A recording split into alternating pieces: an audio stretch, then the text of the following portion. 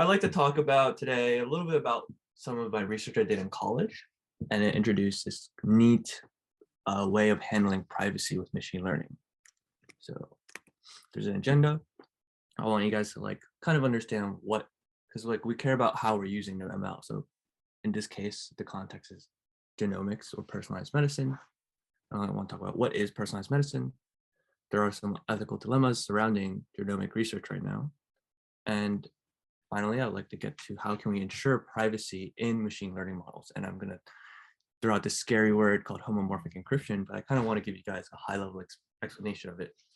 And as it's a neat tool to kind of ensure privacy and security. So the context is big genomics data. So as you can see the chart on the right, and if you think about how much it costs to sequence our entire DNA, it's becoming much cheaper and faster to, and you can see it's almost like $1,000 to sequence our entire DNA. I mean, you guys have probably heard of 21andMe and Ancestry.com, where you can sequence parts of your DNA for very cheap. But if you can see, because of this sequencing technology improvement, we have a boom in omics research. So a lot of researchers in universities are using all of this data about our genes and making huge advantages in genomics, protein research, and transcription protein research. So when you have big data and then you have all of these tools using ML to analyze that data, imagine a future where we can diagnose treatments and diagnose and treat individuals, patients, based on their genetic data, right? So even right now, cancer researchers are trying to figure out how can we treat individual patients based on their individual needs, because cancer can vary very differently between individuals. And we have a lot of data surrounding each patient. And how can we use that to their advantage? Same thing with drugs, right? Drugs have a huge variation of how they affect different individuals based on all these different characteristics, based on where they're from, what environment they grew up in. And we can continue using genome data to see how, can we kind of predict how a drug can affect each individual. And we call this whole idea personalized genomics. So here's just one example of how ML is being used in genomics. So here on the left, this kind of looks like one of those charts in our notebooks where you have the data and you can see that there's a bunch of A, T's, and G's and C's, which signify the bases in our DNA. And we transform it into data, and you can see this is a one-hot encoding of 12 tumor sites. And then we filter it, we pre-process it, we throw into this neural network, and then we have this classifying output. So we have 12 cancer types. And the objective is to classify which mutations are healthy tissues and which mutations are cancerous. Because remember, our cells have mutations all the time. They occur, but not all of them are cancerous. So is this machine model able to take that data in and classify, is this tissue cancerous? Is this not cancerous? And a bonus, if it is cancerous, which tumor site is it from? So I have here a bunch of accuracies listed from this paper, where a specific accuracy of 97% means if you were given a problem, is this a binary classification problem? Is this specific sample cancerous or not? That had a really high accuracy. A mixture model of 70%, you can see, and that's asking the question, which tumor site is this from? So there's a large classification problem. There's 12 labels. And then a total specific model, that is the case where we're asking, given all of the tumor sites, is this cancerous or not? So you can see it pretty well. So now I want to talk about, there comes an inherent dilemma, right? When we think about the future, when we think about the current state of research. So personalized genomics right now is not really popular and developed. But what about in 20 years or 50 years when we can actually use DNA and we have advanced analyses that can really tell us a lot about us from our DNA, right? Think about what would it mean, right, for our data to be available on the internet? Because if you think about it, the web is really permanent. You have people get, politicians are getting in trouble for like tweets from 20 years ago or pictures from 20 years ago. So actually, yeah. So you're talking about displaying our genetic information online, and not about reworking our DNA to alter our bodies. It's different topics, right? Yeah, no, we're not talking about, great question. We're not talking about altering our DNA. I'm just talking about, say you wanted to partake in a research study and they're like, hey, Leo, can you be a patient in our research study? And I said, yeah. By the way, could your DNA actually affect if you're hired in a job or not, like in Gattaca? Yeah, that's what I'm trying to get to, right? So imagine if DNA is available, how can insurance companies use that? And is that right? How can, companies or universities use that information? And on top of that, our DNA tells a lot about our children as well, and our offspring. And that kind of muddles the idea or kind of questions the idea of true consent. And this gets really hairy really quickly, but I think fundamentally, DNA is probably one of our most personalized pieces of data that we can have. And how do we hold on to that? How do we keep that secure and private? But sharing helps speed research, right? Sharing our data, partaking in these research studies where we, offer up our DNA. Obviously, it'll be anonymized, but still, like, is our data completely anonymized? That's a good question, right? And so this is a dilemma we have. We want to share, we want to make DNA readily available. More data, you see how hungry these machine learning models are. More data results in better trained data models. And for research papers, more data results in higher statistical power. So in the chat, what do you guys think? Do you guys think it's worth it to give up our individual privacy or risk giving up our individual privacy for advancing genomics research?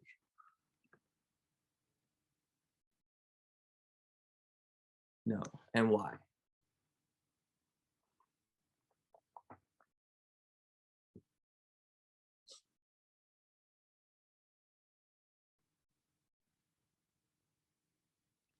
So yeah, so then there is another, topic of current research where we kind of work with keeping our data private, even in a machine learning model. So I want to highlight a situation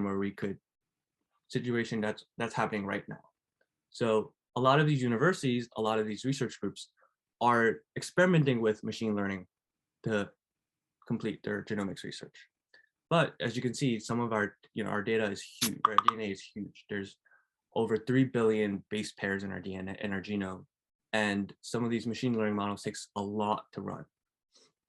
So a lot of institutions, and including the NIH, are considering, offshoring their computing to third-party services. It's cost effective, it's cheaper, and they don't have supercomputers in every university.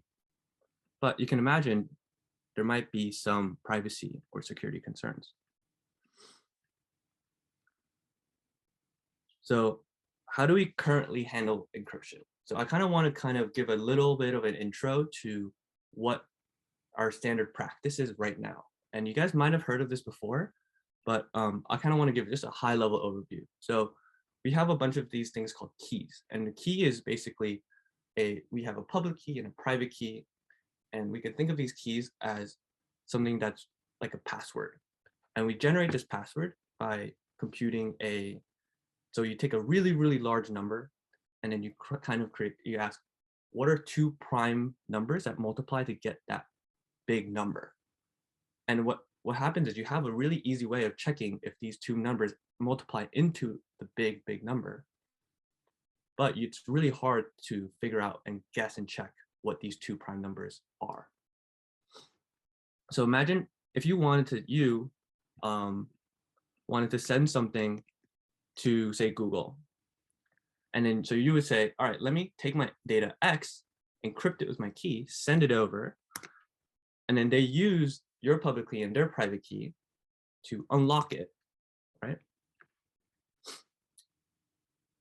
Do we literally look for prime numbers, or do we do something analogous to that? Question from Nitin. Yeah, so there's an algorithm for generating private and public keys. Yeah, I won't go into it, but I encourage you to look into it. You can look up asymmetric encryption. So I'll go back to what I was saying. So you encrypt X, your data X, and you send it over, right? And you send it over, and Google will take that encrypted data, open it, turn it into Y, which is, you can think of that as running our model, getting our predictions, and then they re-encrypt it, and then they send it back. And then we decrypt that Y, and then now we have what we want. And this is kind of a great way of kind of sending data over the internet without it being hijacked by people. But obviously, I think you guys can see there's something weird here, right? So I want to ask in the chat, what is a problem with this current setup if we want to keep our data private?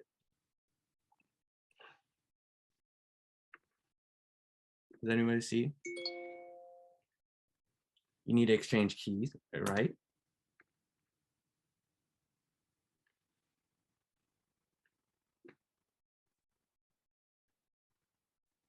We have to unencrypt it. That's a good point. Someone might intercept our keys, Alvin. Yep.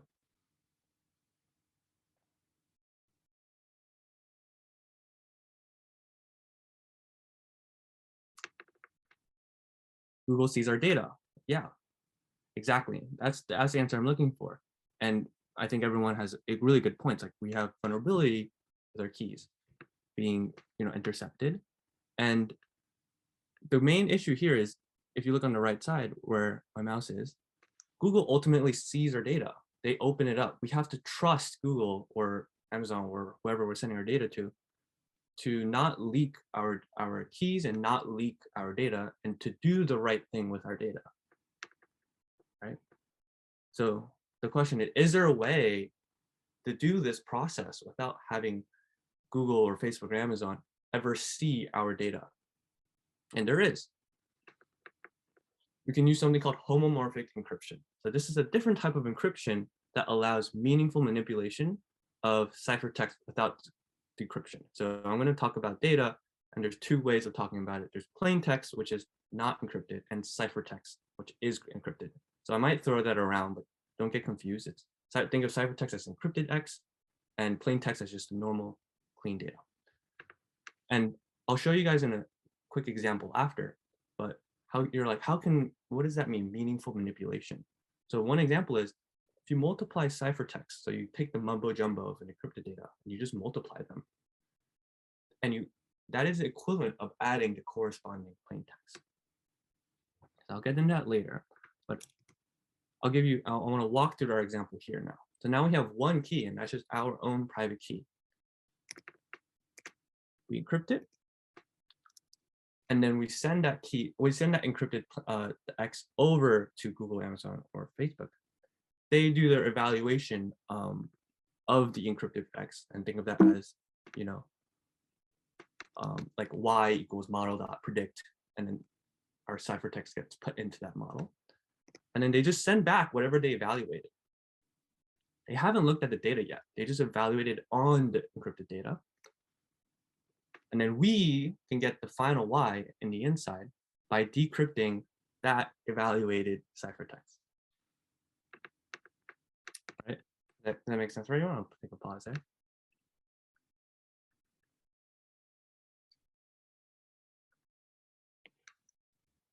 So then I was told not to any math on our presentations, but I just couldn't help it, because I think this is it only requires some algebra, and I can kind of give you guys a sense of how the heck we can kind of create meaningful computations in ciphertext. So imagine if we had a function E, so like a function we pass in two parameters. Think of this as we can have a function that has a formula to encrypt our data. So if you look at E equals E of MR, think of M as our message or data, R is just some random parameter, we don't have to worry about it. And then N is that big number that we can split up into two prime factors, and that is our public and private key. P and Q are public and private keys. So this is a simplified version. This formula isn't the exactly right formula, it's a simplified version of this Palier encryption algorithm. So now we want, our goal is to multiply the two ciphertexts, right? So let's see what happens. So we have data 1, data 2, and then we plug that into our functions, e data 1, r1 parameter, just some parameter, times e of data 2 times parameter, another parameter. So now we send this encrypted data over to Google and they're multiplying it. So they multiplied it. So what does that multiplying mean? So we plug it into our little math formula, plug and chug, and we can see this is what it looks like expanded. And now I kind of want to open up to the chat. Do you guys see what happens when you multiply exponents with the same base? Okay, do you guys see that here? So we have n plus 1, data 1, n plus 1, data 2, r1, r2. Anybody see how you could simplify this? Put it in the chat.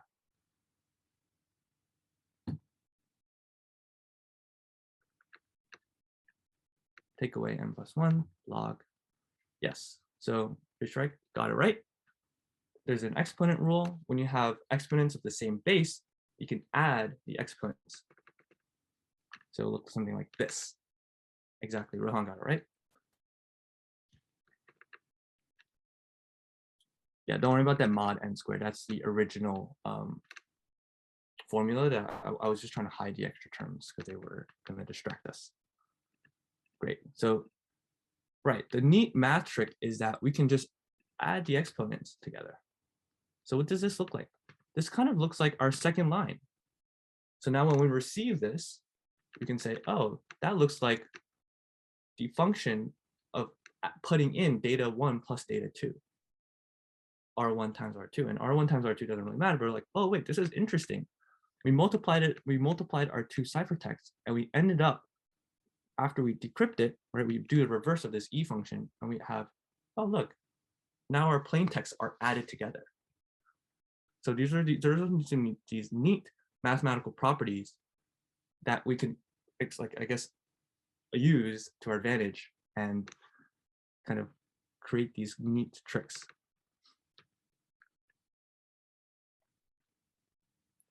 So this is called additive homomorphic.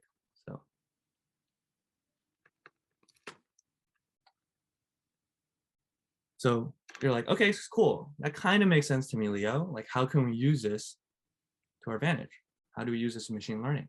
So we just saw additive homomorphic, but multiplicative and additive homomorphic also exist. You can also there's also use other, I haven't shown them, but you can use other tricks where you can multiply ciphertext and they still mean something.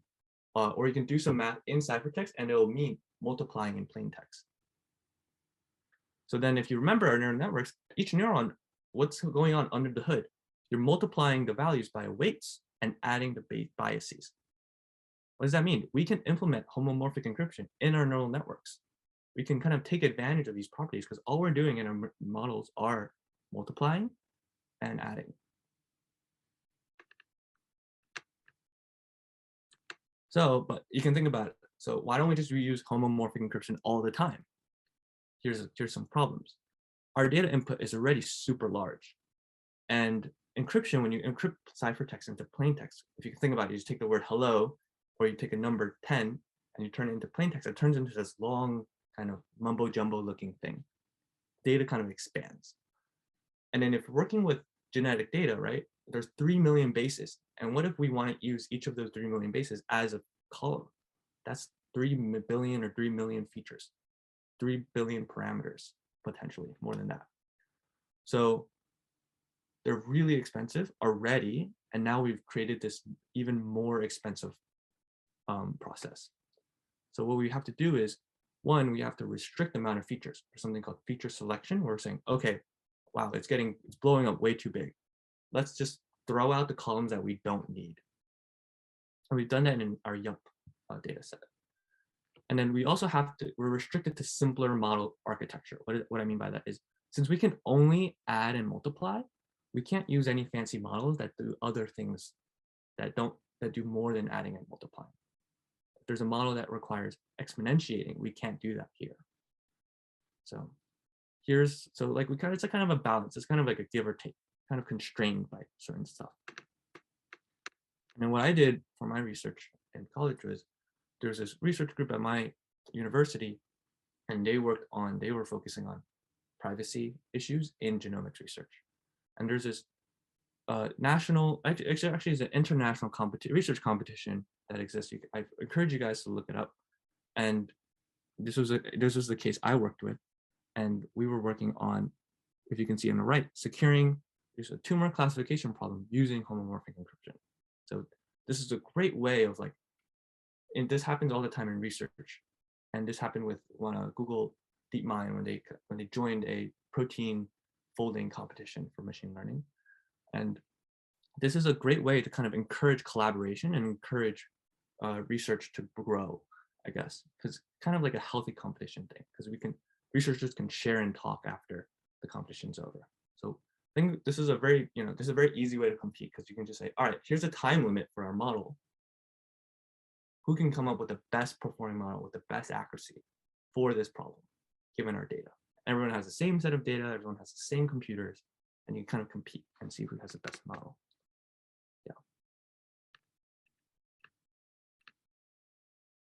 Yeah. Nathan asks, is it less efficient to manipulate ciphertext than unencrypted text? So in a way, no. When you manipulate ciphertext, what you'll see is that people will implement these frameworks. So when you use a plus sign in Python, that means adding 2 integers, and then you can import a framework into your programming language so that that plus sign means a different function. But essentially, it's still performing a similar adding and subtracting. But problem is there's more adding or multiplying to do in ciphertext because the data is expanded. So it's not less efficient, but there's more ciphertext to handle. So that's why it creates a computational problem here. So here's just my final thoughts. And so this is kind of we still want to think about, okay, when we outsource our computing power to train incredibly large models, how can we maintain privacy and security? We answer it in one way. Homomorphic encryption is one tool. If you see the third bullet, federated learning, and I'm not going to go into that, but I just want to leave it a note in case for those who are curious, is another way of outsourcing computing power, but maintaining the privacy and security of our data. And homomorphic encryption is not ML. It's just a nice tool, but we've used it in ML.